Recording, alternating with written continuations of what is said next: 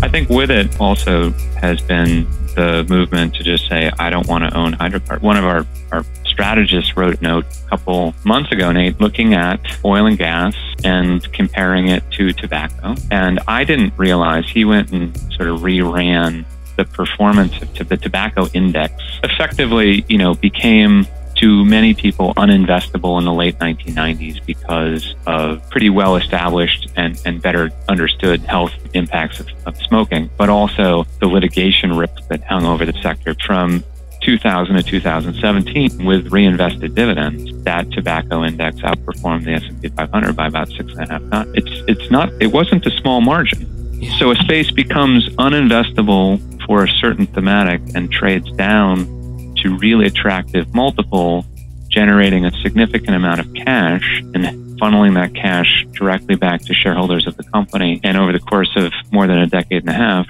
trounces the performance of the broad market. You look at a dynamic right now where people are saying to me, I don't want to own hydrocarbons. And the space is getting better. And so it seems like that might be a useful proxy for us to think about this group if you're not just at the outset in opposition to owning anything hydrocarbon related.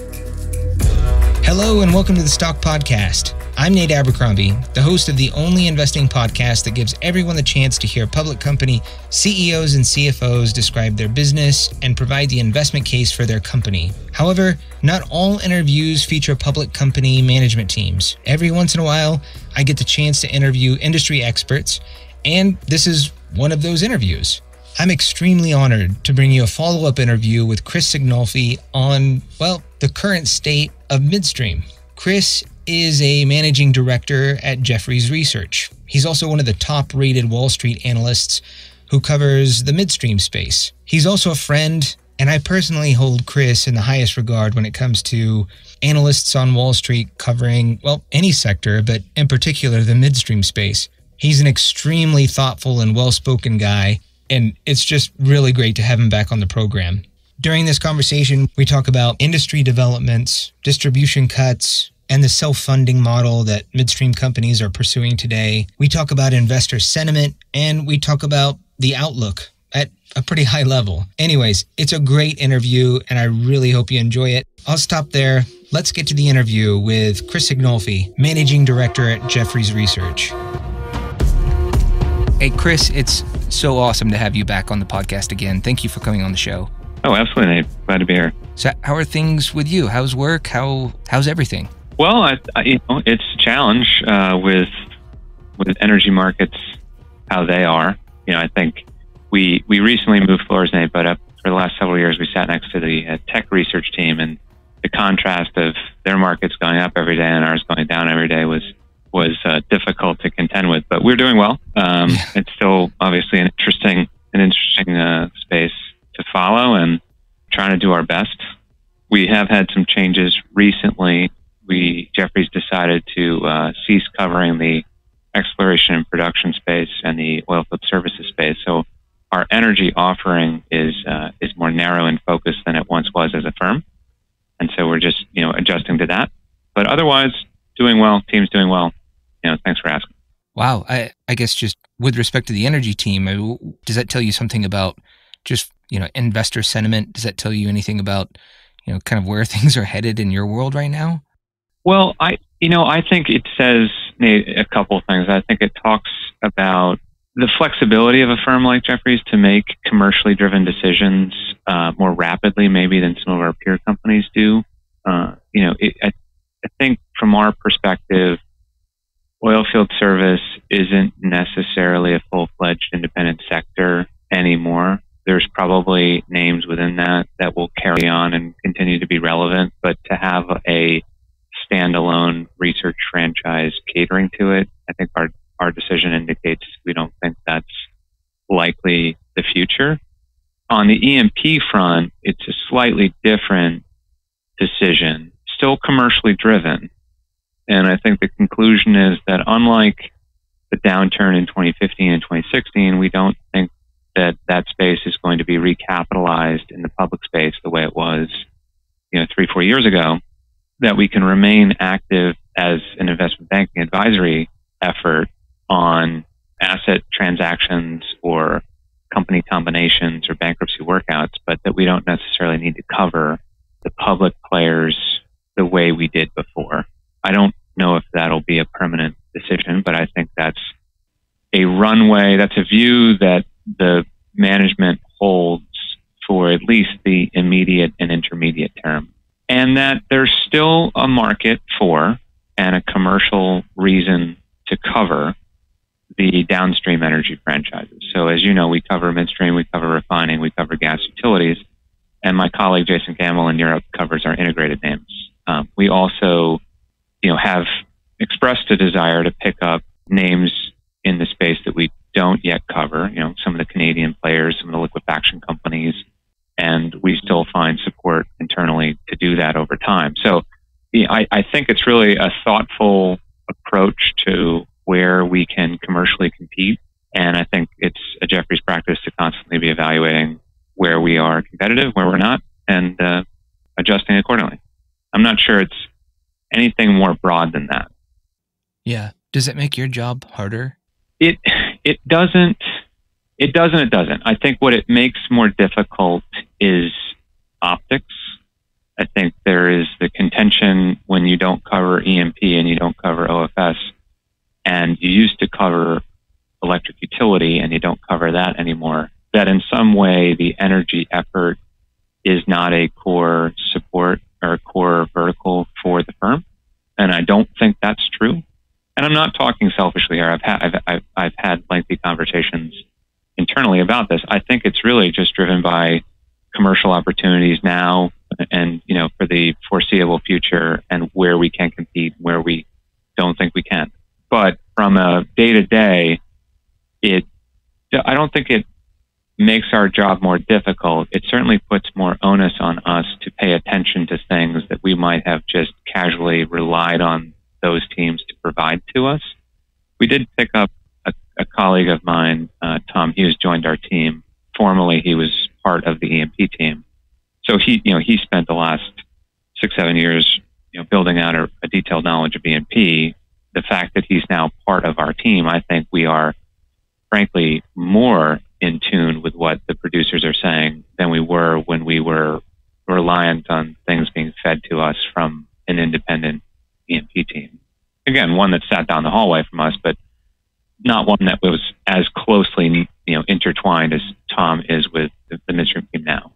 Yeah, we did cancel our global energy conference, so that's maybe the one near-term drawback. I know that there were clients that we have that appreciated that event, and we'll do something different in 2020 and beyond. Actually, we've talked about trying to participate in our industrial teams conference next year, as so many energy companies feel like they're, from a value perspective, punished for being energy companies, and there may be an effort to sort of rebrand themselves. And the fact that so many are preaching capital discipline and free cash flow, or movements more towards free cash flow, effectively metrics more akin to what industrial companies have long been discussing and been valued on. I think that's an effort to maybe present to clients, both corporate clients and investor clients, a forum that would be different than what we've done in the past, and certainly what our peers offer. So it just requires a pivot, and it requires us to be a little bit more thoughtful about what we're doing and why we're doing it. Yeah.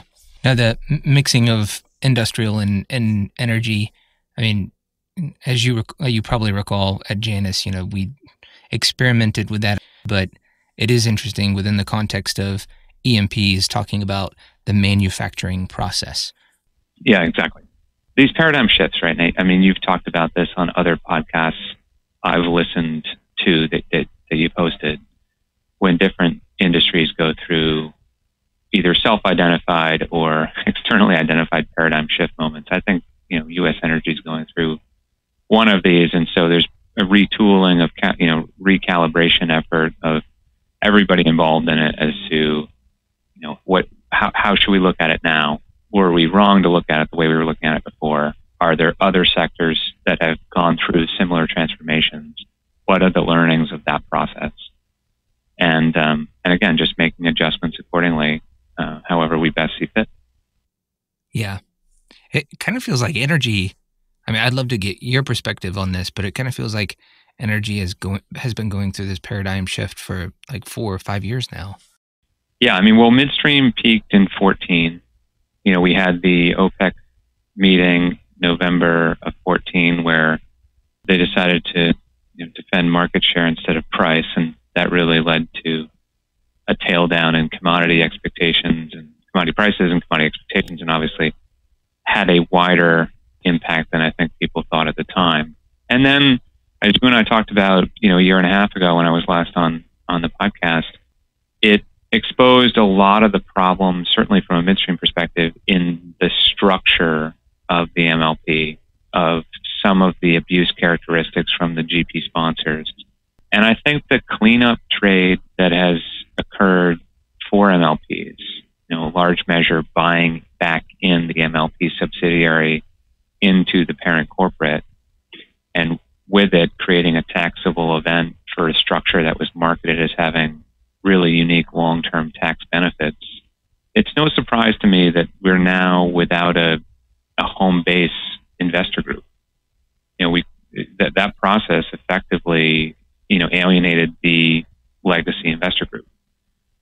You overlay on top of that a pretty significant change, very rapid change in investor views of hydrocarbons, the environment, and the rise of sort of, more broadly speaking, ESG mandates, and think about how, an MLP structure in the hydrocarbon energy space fits within that framework. It's no surprise to me that it just takes a long time. Yeah. It's funny you mentioned ESG, and I think for many investors, when you hear ESG, the first letter really sticks out, which is environment. And obviously energy companies and Midstream included, they get lumped into that sort of bucket of companies that don't really care about the environment, profits over our kids' future or climate change or whatever. And so for me, it was just really interesting to see that there's this concerted effort on the part of midstream companies to really ramp up their ESG resume. I don't know. It just to see them talking about ESG, but it was also because, like, why do you care? Like, an ESG investor probably isn't going to invest in a midstream company in the first place, or an oil and gas company in the first place, because it doesn't meet, it goes contradictory to what they're investing in the first place. So, well, it's interesting you raise that point, because that's the way I used to think too, Nate. And then there was, I thought, a really helpful panel discussion at the MEIC conference last spring. Actually, the two spring conferences that I go to, the American Gas Association conference and the MEIC conference, both had panels on ESG. And there were investors on those panels who sort of negated that view or changed that view for me, who said, we run money globally. Everything we run is net to an ESG mandate. And it means that within the energy investments we make, we overlay ESG characteristics. So we're not comparing on ESG metrics an oil and gas company with a retail company, or an oil and gas company with a tech company. We're comparing oil and gas companies with oil and gas companies when we're investing in oil and gas. And so what they were imploring the midstream group to do at the MEIC conference was to embrace ESG, was to publish sustainability reports, quantify to the best that they could, and institute sort of tracking mechanisms, goals to reduce your impact on the environment, or from a diversity standpoint or a social standpoint, some of the inclusion metrics that you might track from an employee base, from a community engagement perspective. So I used to have the view that you just expressed, which is that why is it worth it? You're already out of the equation because you enable hydrocarbon production. And so, and if you're an MLP, certainly you have governance that's almost non-existent. So why even try? Yeah. But after listening to several panels of investors who invest on ESG mandates, they've sort of corrected my view to say, no, you should care, because it's not about you being more socially responsible than XYZ tech company. It's about you being more socially responsible, more environmentally conscious than your peer oil and gas company. My earlier comment, though, was more about that I think a lot of people think the way you and I do, or I used to, that, oh, I'm just not going to own anything related to hydrocarbons, right? That's not necessarily an ESG approach. That's just saying, much the same way people said back in the day, I don't want to own tobacco, right? People are now saying, I don't want to own hydrocarbons. Yeah. As a blanket, I'm out of that space. And that's a much more difficult thing to contend with. And I frankly think flies in the face of a lot of environmental goals that we have. I mean, I think the space has not done a good job. Some of the companies are now starting to discuss the significant improvements in, CO2 or NOx or SOx reductions from the U.S. electric power fleet over the last 10, 15, 20 years because of an embracing of natural gas and a powering down of legacy coal-fired power plants or fuel oil power plants. That's a really positive environmental story that I don't think is being told. You look at states like the one I live in, New York, where we've weaponized the 401 water permit process clearly for political reasons. And you now have this fight between the governor and National Grid over the lack of supply for natural gas in the New York City and Long Island areas, which I think, and I know I'm closer to this, but I think a fair reading of how that dynamic came to be is a direct result of the fact that we can't build new natural gas pipelines in New York State. And as a result of that, as populations grow and demand grows, at some point, you just don't have the supply to be able to continue connecting up new customers, which is where National Grid has found itself. And, in a letter a couple of weeks ago, the governor's now threatening their license to continue operating, claiming that they're at fault for that. When it seems to me that if we had a fair and functional and legally sound permit process, that might not be the case. I mean, these pipelines that are coming in from other states are getting approved by those other states and by the federal government on environmental reviews. And we're denying them in New York to significant fanfare on Earth Day, at least to several instances of that. So it seems very politically motivated. And it seems to me a little bit short-sighted because those customers, if they still want to heat their home or something, is going to, they're going to have to pursue propane or fuel oil, or some other dirtier source. I did see whatever it was, Cuomo's threat to remove their utility license, and but I didn't know exactly what. I kind of figured it had something to do with just supply of natural gas. But what is National Grid's argument that they could build out the infrastructure, build pipelines to houses, residences, and then they would then not be able to? Well, they are the customer. I think the specific issue is that they're the customer for a 400 million cubic feet a day expansion on the Transco system that Williams has been seeking to construct. And that was a project called Northeast Supply Enhancement that Williams started the FERC pre-file process for in May of 2016. So here we are in November of 2019, 3.5 years later. On the original timeline, it would be in service by now. And so that would provide National Grid with a significant new source of firm natural gas supply.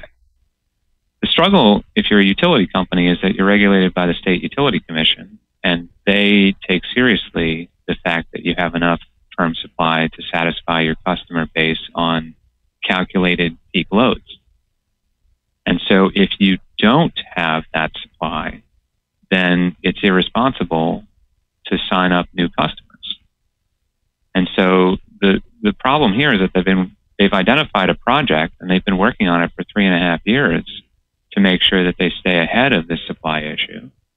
I thought what was most interesting about the governor's letter is he was sort of chastising them for having pursued fuel oil to natural gas conversions in their service territory. which frankly speaking is what utility commissions have been encouraging the country over, because it's a significant improvement in the environmental footprint of that customer. So he was, in his letter, he's basically saying, well, you encouraged conversion to the fuel supply that you provide, and in doing so, you jeopardized your ability to connect new customers. That's true, but it wasn't like they were not planning to have additional supply. They were contracting with a major pipeline operator for additional supply. That just got sidetracked by the New York DEC permit process. And the real unfortunate thing is that, areas to the north of us, I'm from Maine originally, that's a low income state, that's a high energy cost state, and that's a state that's held hostage by this practice. You can't access New England without traversing New York. So, these issues, Nate, I don't want to get too political on your podcast, but we don't have a comprehensive policy at this point. And we're talking in disjointed fashion about the environment, where the natural gas displacement of coal and fuel oil story is an incredibly positive environmental story for 25 years.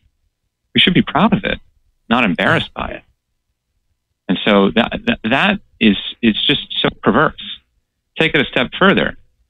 If E&P companies are a problem because they produce hydrocarbons, and midstream companies are problematic because they encourage or at least facilitate the use of hydrocarbons, then why do gas utilities trade at historically high multiples at the moment?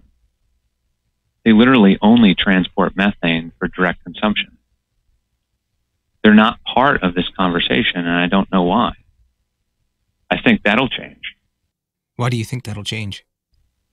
Because you have states like New York that have set carbon neutral economy-wide targets to be effective 30 years from now. And so it's not clear to me how you get to that point without trying to reduce the consumption of hydrocarbon. And so if we're limiting the ability to produce, perhaps, and we're frustrating the ability to transport and make supply available, then it would only, to me, be a natural matter of time before that starts to impact the gas utility group, both from a fundamentals perspective and from a psychological perspective from the investor base. But as yet, we don't get those questions. I ask them every once in a while, I was asking this actually we cover National Fuel Gas. That's a upstate utility.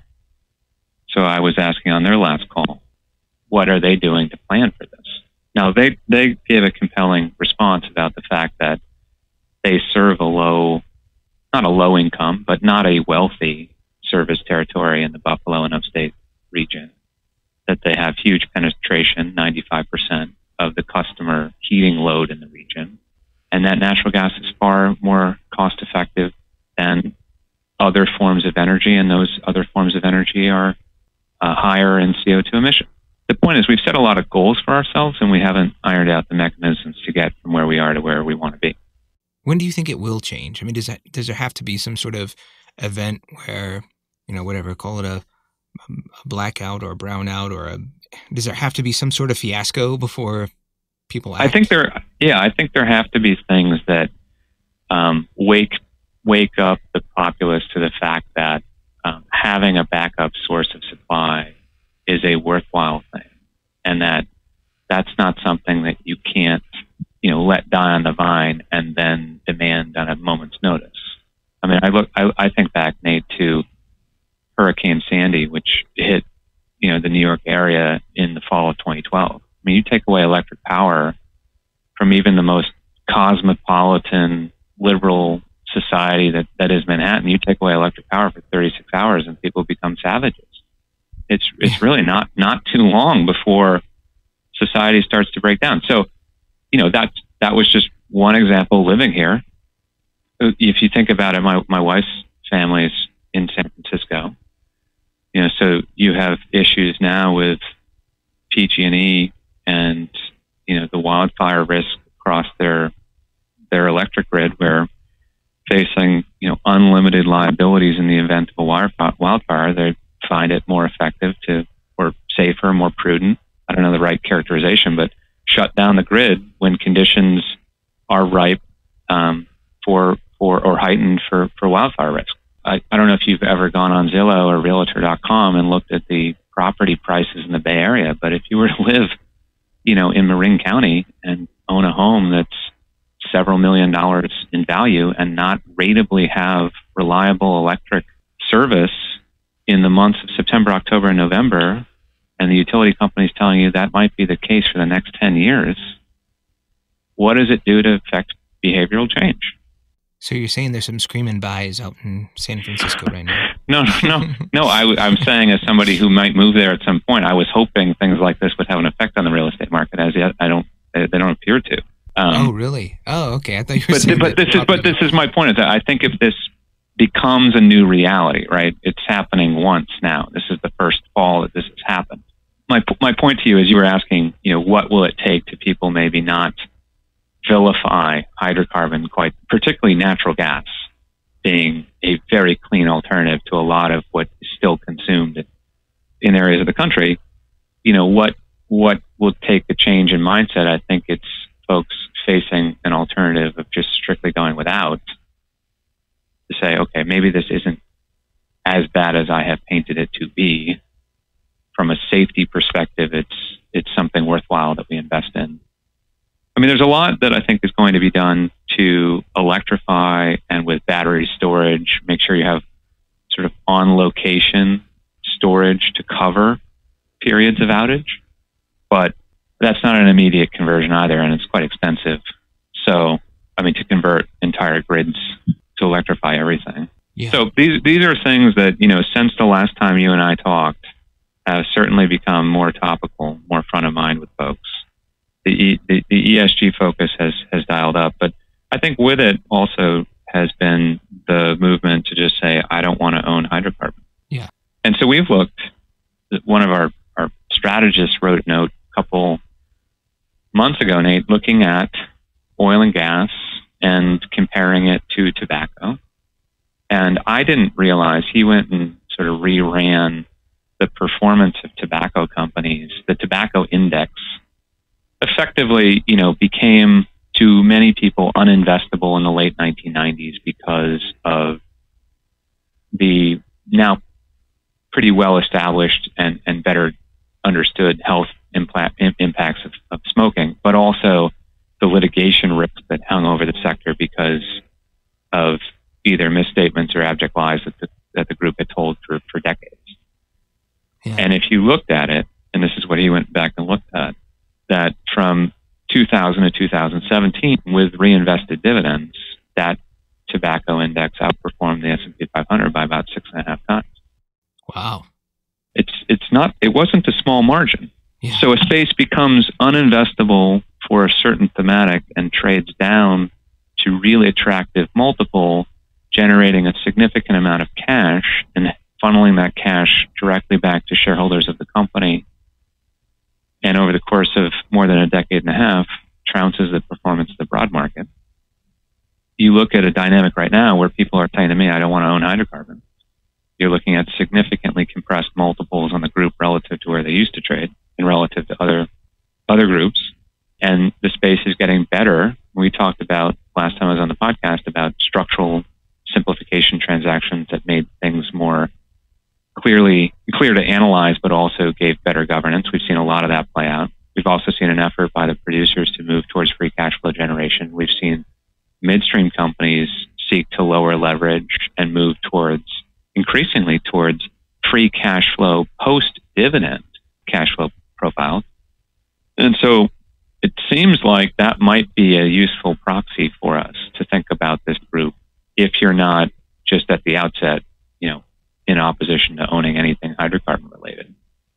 I thought he was rather thoughtful about how do we think about this. Now, again, one major point of differentiation, and I think it's a sticking point in the group right now, is that the capital intensity of tobacco and the capital intensity of oil and gas development or G&P or other elements of the value chain are not equivalent. So I think there's an adjustment factor you need to make for that. I think that's one of the things going on in the space right now is a real question from some investors to say,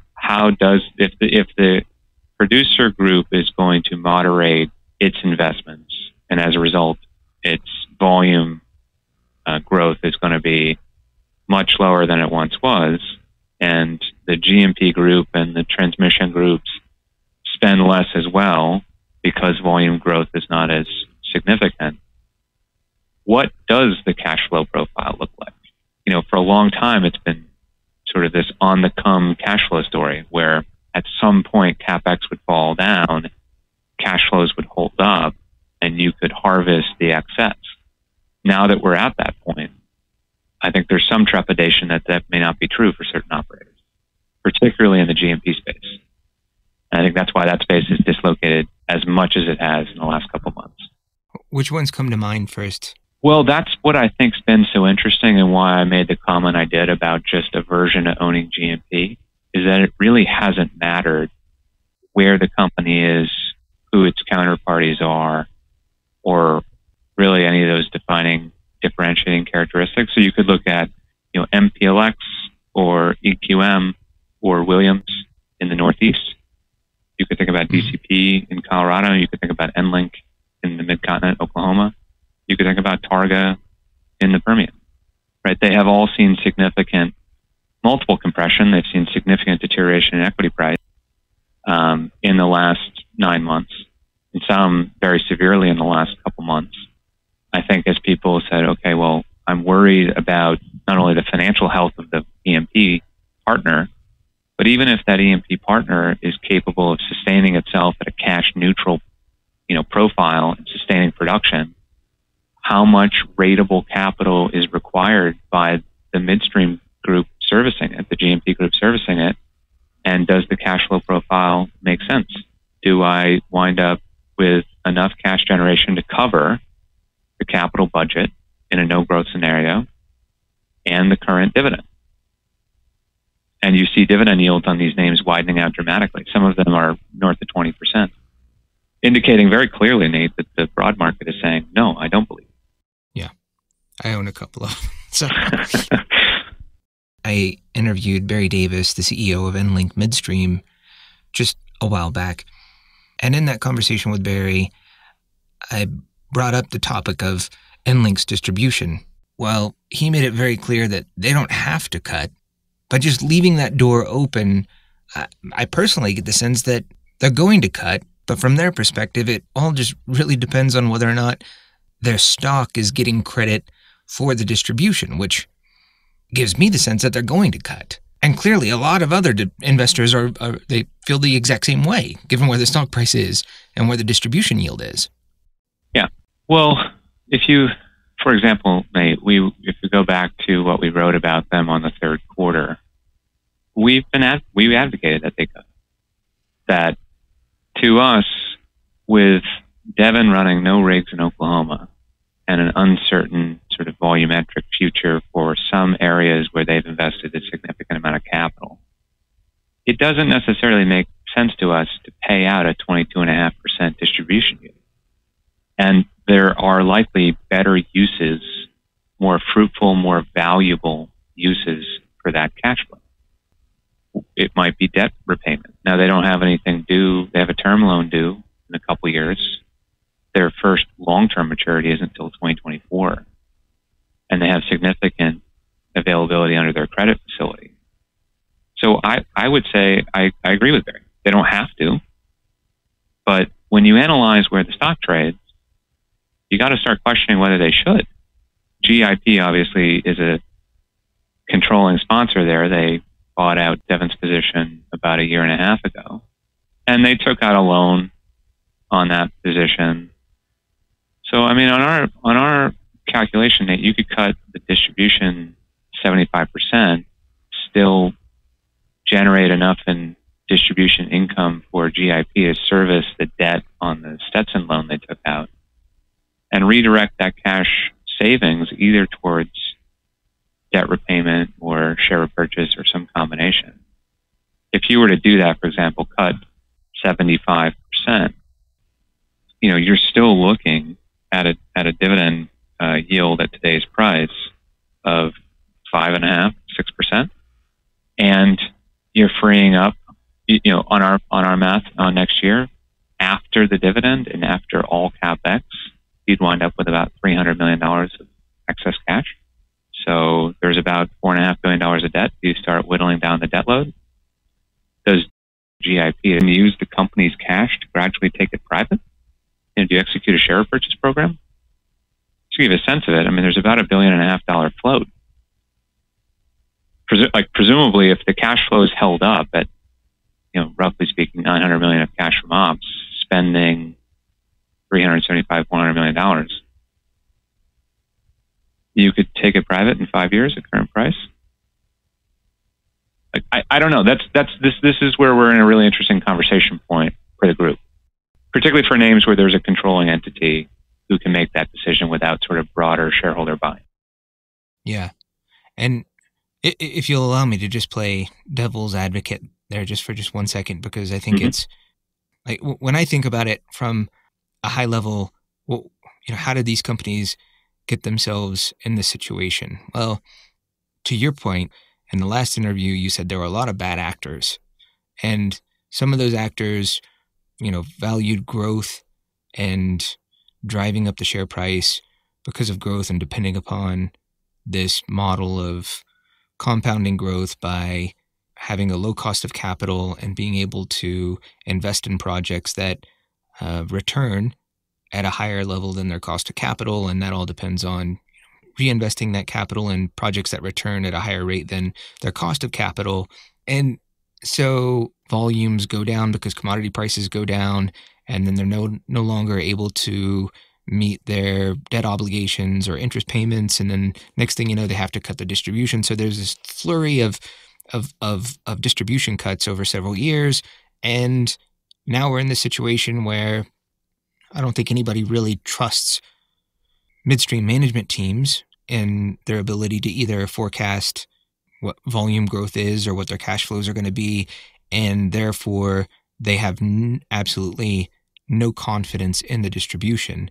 And then you have these management teams that, maybe they're confident in their distribution, but because of investor sentiment, equity values go so low and distribution yields go so high, they say, well, why should we even pay investors this huge amount of cash?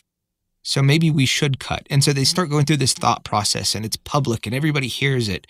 And next thing you know, share price goes even lower, and then they do cut. And, you mentioned the Wouter Van Kempen interview earlier on, and this is one of the reasons why I absolutely love that guy. He is so dead set on delivering what he feels is this implicit promise between a management team and his or her investors, which is, we told you we were going to pay a distribution or a dividend, and we're going to deliver on that.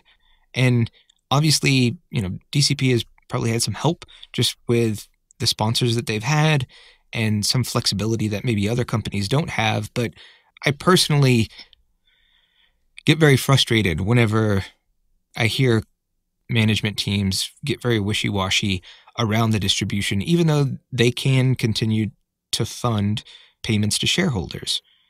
And I feel like it's just the teams themselves that have gotten themselves in this situation. I don't know. I'd love to hear your thoughts. No, I agree with you. There is something inherently offensive about advocating a valuation paradigm predicated solely on a distribution or a dividend, and then not minding your house sufficiently to make sure that that is protected under all circumstances. And then getting into a situation where you're over your skis, where, and maybe it's only for a period of time, right? Equity prices can go up and down. I mean, clearly, if you look at a 22.5% yield and you say, oh, you should cut it.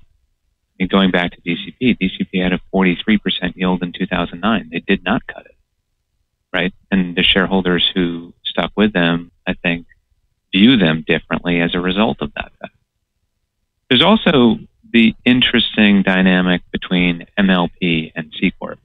And I think this is manifesting itself in enterprise more than any other story, which is to say, if you are an MLP, you are uniquely structured to deliver a highly tax-efficient cash distribution. So we cover the refining group, Nate. Everybody's sort of using the refining group today to say, oh, that's the blueprint for best in returns or shareholder, within the energy group, or shareholder returns to shareholders delivered not only from an improving equity price, but because of a framework that's ratably adhered to in terms of dividend payments, dividend growth, share repurchase, right? A lot of them articulate an adjusted operating cash flow payout ratio. Well, if you put Enterprise on that, they have a more impressive adjusted operating cash payout ratio than any of the refiners, but it's all represented by the distribution. They don't really buy back stock. They have the authorization now too, but they haven't historically. Okay, well, why do they do it that way? Because they're positioned to do that in a really tax efficient manner, and that has been the premise to own EPD equity for 21 years since the IPO. And they honor that commitment. It's also that, if you, let's say you've owned that for 10 years and they suddenly pivot and start doing big buybacks and the share price goes up a lot, in order to realize it, you have to sell out of your underlying security. And if you do that, you realize all the long-dated recapture tax and other things associated with it. So this is an interesting debate right now that I don't think people who sort of casually talk about buybacks, and buybacks are talked about now all the time on earnings calls. It's sort of nauseating. It's asked about for companies that don't even have the ability to. But the idea is, I think we need to really appreciate the fact that a C Corp, where, yeah, you still get a preferred treatment on your dividend in terms of qualified dividend income, where people might be trading in and out. There's not this recapture tax consideration, versus an MLP structured to really deliver that cash to you in an efficient fashion. It's kind of the difference between paper wealth and cash in your pocket. And the MLP is structured specifically to deliver cash in your pocket. But yet, a lot of people now want them to pivot and start doing share repurchase. And so, me for one, I think share repurchase is interesting as it pertains to how do you evaluate that versus investing in new infrastructure. That, I think, is a worthwhile conversation. Hey, what is the return on buying back a share today and permanently eliminating the cash distribution associated with that share today and any growth associated with it in the future, versus the execution risk of building a new hard asset, energy asset, the issues around permitting it, constructing it, operating it, and longer term recontracting it. How do you equate those two things? And at a certain point, and if the equity price is low enough and the distribution yield is high enough, I think that it swings back in favor of buying shares when it may never have before. But cutting a distribution to affect a buyback is a really strange thing to say for a management team, particularly if they've advocated distribution as the promise to shareholders for a long time. And that's, I think, the difference between EnLink and Enterprise, for just sake of example. There are so many differences between those two companies, but like that, in the narrow framework that we're talking about right here, like that's why I think EnLink could do it, maybe should do it. They also have had a major change in the underlying fundamentals of their business, with a major producer counterpart walking away from a play that had been a real point of focus for them and for EnLink as recently as a year ago. I didn't realize that did you say that they cut all their rigs in they're not running any rigs in Oklahoma. Wow. So, and that's, I think that's the issue, Nate, is that, and I think that's the soft underbelly of GMP, is that, you have contract veracity, you might have MVCs, you might have dedications, you might have other things. There's still some gathering contracts out there that are cost of service based, but you are following the producer, and you're never going to have better information about what the producer is going to do than the producer does themselves. So that's the other thing about the EnLink story, is that when it was owned and controlled by Devon, who was its signature counterparty, that's one thing. When Devon exits that position and private equity firm comes in, there's a bigger informational gradient now between the key producer and the company. And it speaks to a more conservative approach to cash flow. But that's not what they did. Right? You started to see distribution growth emerge. So it goes back to what you were talking about, cost of capital and executing plans that you think will help cost of capital, and what if it feeds on itself or spirals up or spirals down. Yeah, and is it any different now within the context of commodity prices where they are, E&Ps having their own long multi-year paradigm shift of focusing on cash flow and margins and reducing growth expectations? Has that, and I know that's been kind of a big dynamic or a big factor in terms of, at least within the midstream space, but especially within E&P and OFS as well. But is it any different now than it has been in the past? I don't think so. It feels different now, but I'm not sure it is different now. I mean, the businesses are still operating, largely speaking, the same way they were before. I think the one notable change is that we're seeing an elevation in the number of joint venture formations. I look at that as a healthy development. So companies are trying to spread out their risk on individual projects by partnering with each other. I think the projects themselves are rendered better as a result of that, but also from a company-specific perspective, there's just less in the way of concentrated risk. So structures are maybe a little bit more difficult to follow just because of, a heightened JV group that we need to pay attention to. But other than that, Nate, it's been pretty straightforward. We leverage strip prices in our models where commodity prices exist. We always have been doing that. There's a lot of people who have talked about, or a lot of investors have asked about, some of the dynamics that will change now that U.S. hydrocarbon production growth is slowing down. It was boom times for the last close to 15 years. The Barnett started in 2005 and it was sort of off to the races. And so now that things are being reined back in and we're having to think more about a, run flat scenario or a very muted growth story, what does that lend itself to? Do you finally get more consolidation amongst third-party players?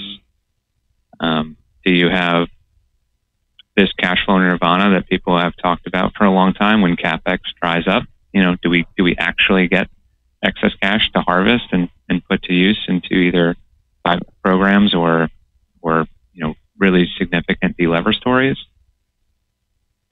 So the narrative's changing a little bit just because of that change. But those, I would say, from a broad perspective, it's not terribly different than it's been the whole time. Yeah. And what about investor sentiment today versus 2015, 2016? Well, the midstream sentiment feels as poor as it did in 15, 16. But in 15, 16, there was a view that, and an accurate one because it played out this way, that the E&P group would be recapitalized, would continue as sort of a going concern sector, if you will, and that we'd return to growth mode at some point. And I feel like that's the signature difference this time, is that people view the E&P space differently than they did at that time. The companies themselves talk about themselves differently than they did at that time. It's no longer growth for growth's sake. I think that's a really healthy development. But by the same token, it means that there's a shift afoot in how people have to think about midstream entities that are being fed by those producers. And so it's just less certain than and I would say less hopeful than it was before. And then, as we were talking about previously, Nate, you have this pivot away from just hydrocarbons. And so I think to the extent fund flows were weak back in 15, 16 because of poor performance of the equities, you're having that compounded by the fact that, mandates are being pulled and people are just deciding not to invest in the space. Yeah. And what are you hearing most from the investors? I know you only speak to smart investors, excluding me, but what are you hearing most from the people that you respect the most within the industry on the investor side? So not management, not companies. Well, I think there's this interesting debate, what to do with the cash flows of the company, kind of following on from our earlier discussion, that's an interesting point of debate for people who have been in the space for a long time. Again, I think it breaks down a little bit based on, LP versus C Corp and what people think the best path for shareholder returns is. The other element is around duration. The fact that the market seemingly has no duration anymore. People that are the incremental buyer or the incremental seller of these securities tends to increasingly be hedge funds that are trying to make performance over a very short-term time frame. And so we've had interest recently from firms that invest over a much longer time frame to say, are these values I'm looking at, are these cash flow multiples the direct result of the fact that there's just abject fear, there's no bid, therefore there's no circuit breaker on some of these stories, and they can just be pressed from the short perspective. But if you play out through the course of 2020, there are conceivably catalysts that could reverse that. And maybe it's an interesting time to start dipping a toe in the water. If I work at a firm where I'm measured on much longer term performance time horizons, or I have the ability to incubate a position for a much longer period of time, those are probably the most topical issues right now. So often I think a person who's listening to this podcast might think that whatever, the conversations with the management team are always 100% superficial and meant to, just push the story. But if you have conversations that are more thoughtful, and I'm not looking for names or companies, I'm curious what those conversations are and what are they about? I mean, I've had conversations that range from mandatory retirement ages, debate that, to what types of businesses make sense and why. I had a really interesting conversation with one CEO about the water business. When water disposal was becoming a much bigger issue in some of these oil plays, and had a really, the conversation went a direction I did not anticipate, where he was educating on the risks of saltwater disposal as being bigger in his mind than oil gathering or gas gathering, saying effectively, if we contaminate a drinking water reservoir or something because of a leak, I'm not sure how to clean that up. Yeah. Whereas if we have an oil spill, I know what to do. If we have a liquids leak, I know what to do. If we have a gas rupture, I know what to do. And so he was painting a picture for me that some of the companies that were engaged in that space were too cavalier about the risks of what they were doing. And as a result of having studied it, it was something I should expect that his company never would engage in. And it was eye-opening because it was a very complete answer, and it was one born from a lot of study, and I appreciated it because I never really thought about it in those terms before. Yeah. So, I mean, those are the nature of some of those conversations. I think all too often people want to know or walk away with some sort of quantifiable edge that they think they've gotten that's, immediately impactful. That's not the approach we tend to take. I mean, not that I'm not interested in those data points, but I'm not always just pursuing that. Yeah. And then, there's a big focus just on, access, as you know. And I think sometimes, I always laugh where I get reverse brokered. Some investor calls me because they met with a company management team at a conference I wasn't at, and he or she got told this, and I should run with that. And it's like, well, okay, you're telling me something that you heard that you're recounting to me, so I'm already removed from it, where I wasn't present.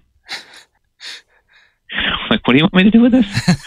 How do I know that that's accurate? How do I know you interpreted that correctly? Yeah. And so I think, and that's the interesting component now, is that if you're on the sell side and you meet with the management team, let's say, you are restricted in what you can say, to whom you can say it, how you can say it, when you can say it. If you're a hedge fund that met with that management team, you have very limited restrictions. And I worry sometimes that more information is now being traded around outside of those limited, very, very sort of guarded channels that the sell side's provided for a long time, and it leads to heightened movements in certain securities. Do you get those phone calls often where you're reverse brokered? Oh, yeah. Really? All the time. Oh, wow.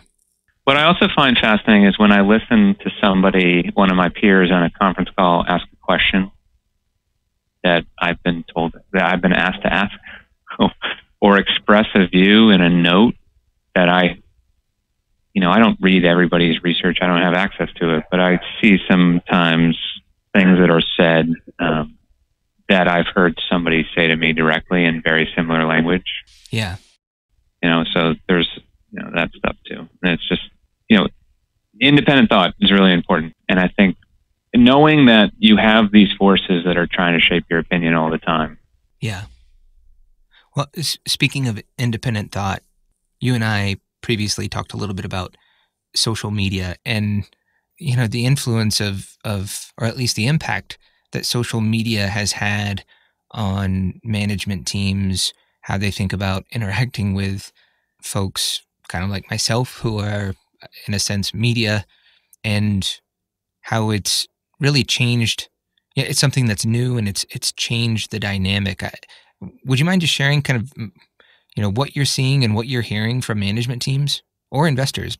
Well, it's more investors than management teams. I think management teams are more careful now about who they meet with, particularly if it's a known internet personality. I've seen that happen, or I've heard, IR has told me about certain people that, you and I know, but they have an active social presence, and that they're less comfortable having them in the room because they might be live tweeting it, or they might put their own spin on what's being said as opposed to what's being said. And again, just respecting the fact that when the research teams do that, there's very specific protocols on how we go about publishing that. It's reviewed by supervisory staff, supervisory analysts, through our compliance department, it goes through legal, before you guys ever see it. So there's like multiple layers of folks that are professionally trained to make sure that we're not using sensationalized language and that everything's reasonable and sound and grounded in the fundamental approach that we're taking.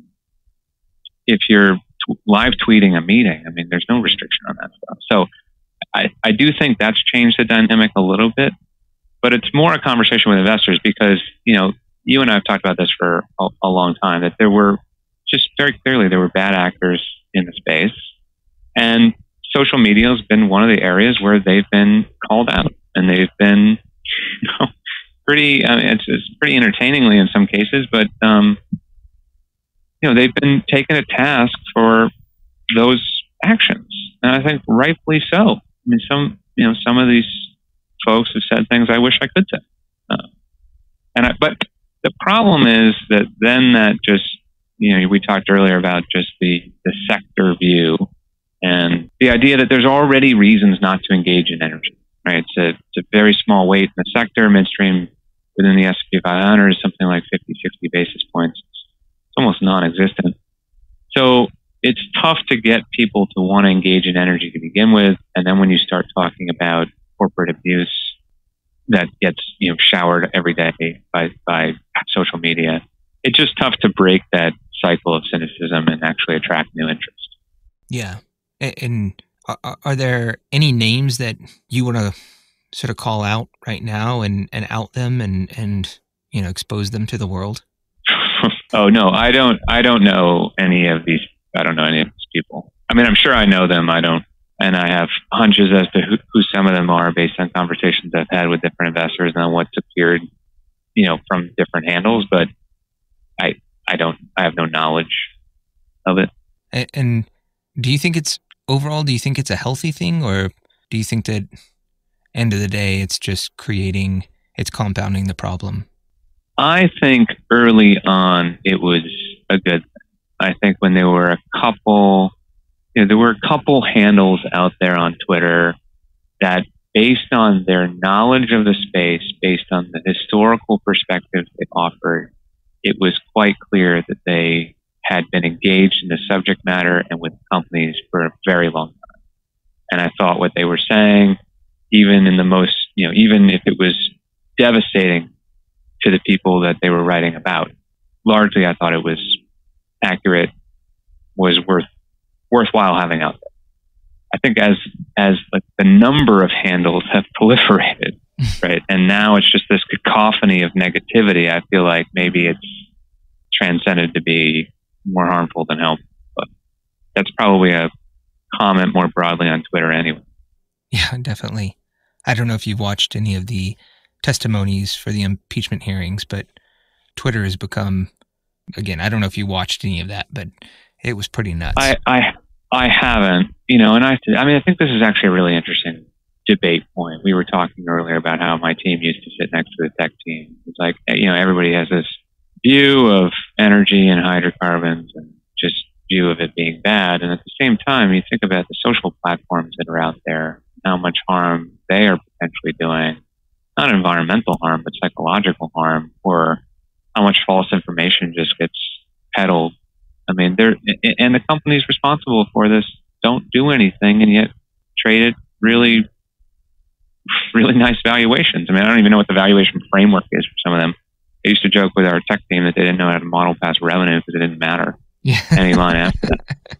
But, it's like, this is this thing, like, what are the social harms being done by some of these companies? What's the policing of that? It's not even really part of the conversation yet, although it's starting to be.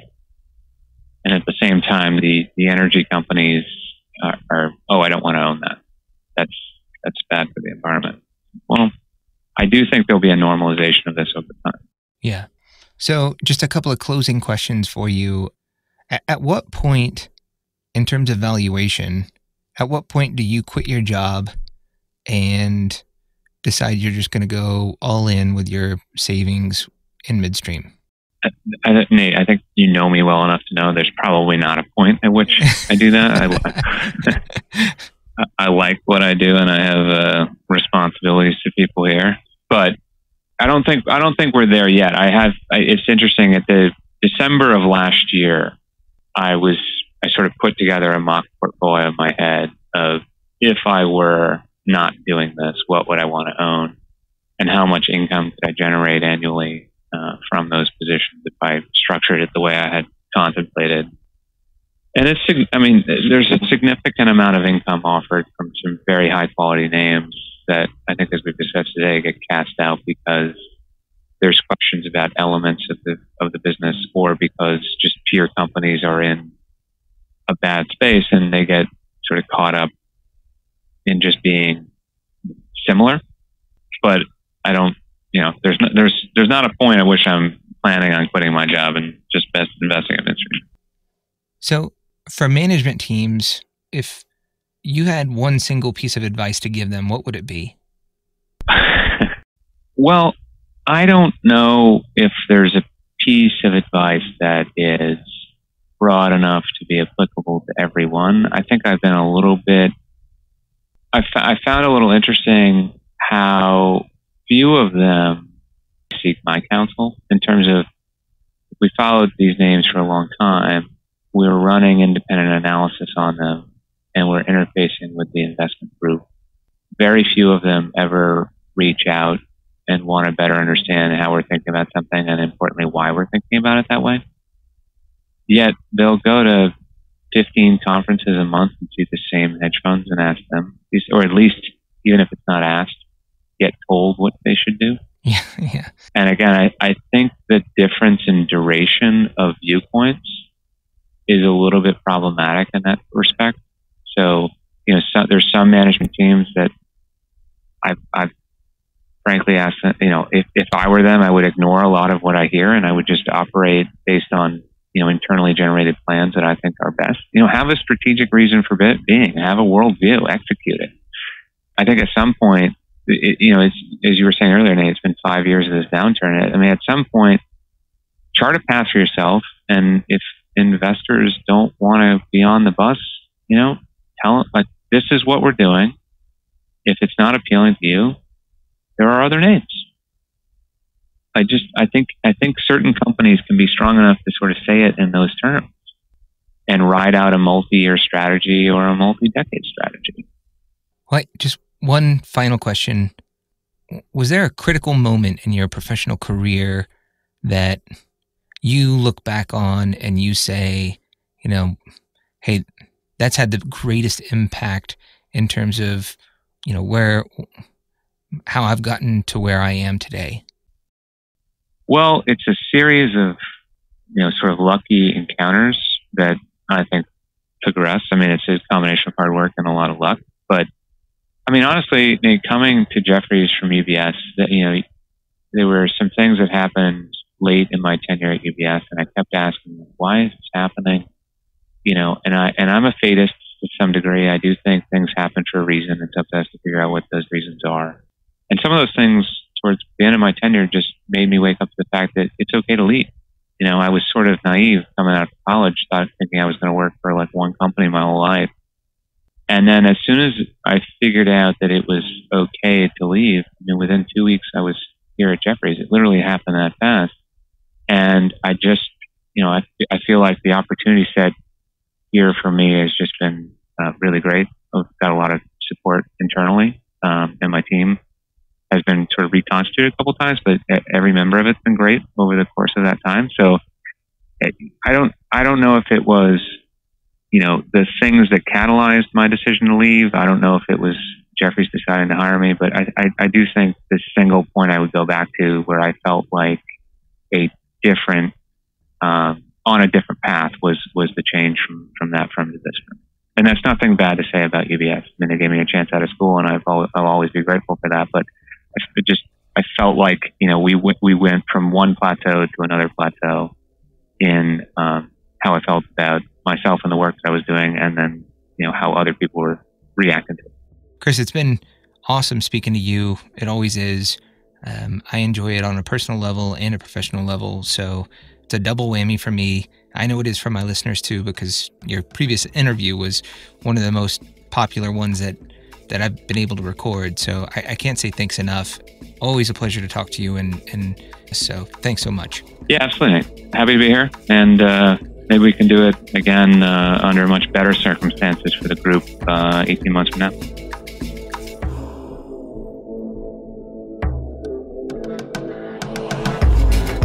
Well, that's it, folks. I really hope you enjoyed the interview. Sincerest thanks to Chris for coming back onto the show. It's always really awesome to have him back on here, and I appreciate him sharing his thoughts more than, anybody realizes, especially him. A huge thanks to Dan Heim. Mike at Dan Heim gave me permission to use his music, so if you like what you hear, you should check it out. That's Dan Heim, DanHeim. And then finally, I'd like to ask just one more time for your support. If you get any value out of the Stock Podcast, please consider making a donation. Click subscribe, submit a review, or just spread the word. All right, I'll leave it there. I really hope you enjoyed the interview, and, take care, and good luck with your portfolio.